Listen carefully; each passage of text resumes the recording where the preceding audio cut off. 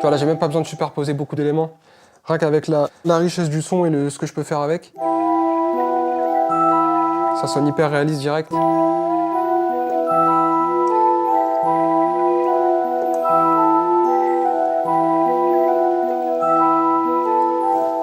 Ça. Là, mon but, c'est en fait de faire sonner le truc un maximum comme un sample. On va l'accélérer un petit peu.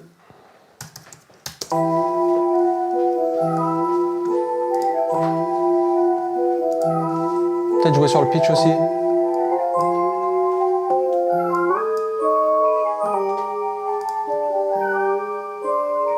Du coup, je passe en MIDI là-dessus. Ça, c'est vraiment cool de pouvoir switcher de synthé à clavier MIDI.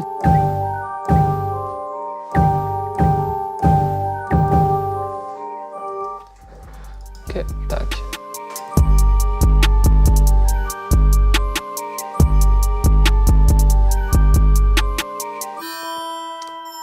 Donc tu vois déjà là, tu as une sonorité qui de base est intéressante, qui sonne bien, mais quand je peux y ajouter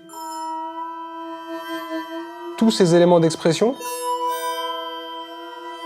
en fait ça lui donne un réalisme qui va me permettre d'avoir une mélodie simple et qui se suffit à elle-même. Je peux être beaucoup plus expressif, je peux aller beaucoup plus loin dans le réalisme, je peux aller chercher le vibrato qui fait toute la différence, tu vois. J'aime bien quand un morceau commence, notamment quand c'est moi qui le fais, et que tout de suite, il se passe un truc.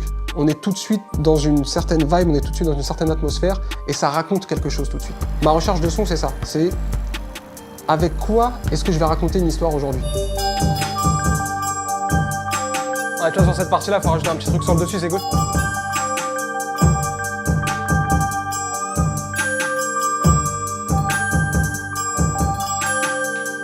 Ouais, c'est cool de rajouter un petit truc sur la partie plus basse.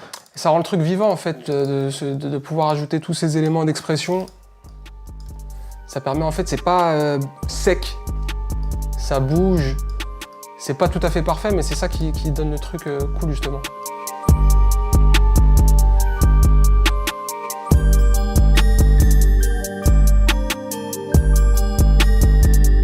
J'ai l'impression que quand tout s'enchaîne plus rapidement, bah, je fais mes meilleurs morceaux. Et là, ce truc-là me permet d'avoir une sonorité, une mélodie et une texture inspirante beaucoup plus rapidement, du coup. J'ai pas le temps de me lasser, en fait. Tu vois, je peux jouer 1 minute, 2 minutes de morceau et je vais prendre que 4 secondes parce que sur ces 4 secondes, j'ai bougé ma main d'une certaine manière, le synthé a fait un certain truc et ça a donné un truc hyper intéressant.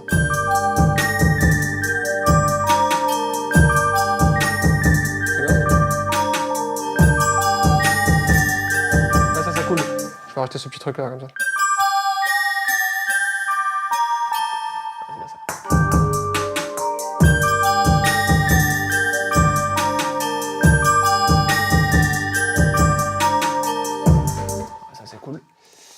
Ok. Tu vois, j'ai joué un truc vraiment en...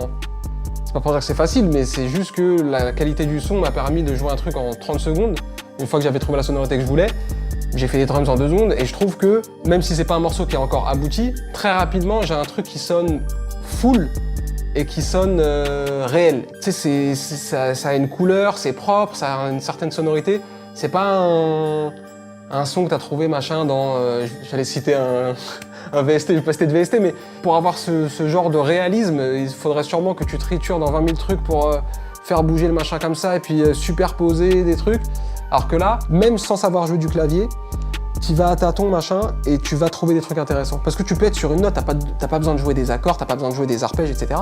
Tu peux être sur une note, 2 notes, t'as certains sons, tu vois, où t'as un portamento super intéressant et du coup, tu peux déjà créer des trucs de manière très facile sans nécessairement savoir jouer du clavier. Tu vois, j'ai des synthés derrière que j'adore, qui sont très cool, mais c'est complètement différent. C'est une autre approche, c'est une autre corde à son arc.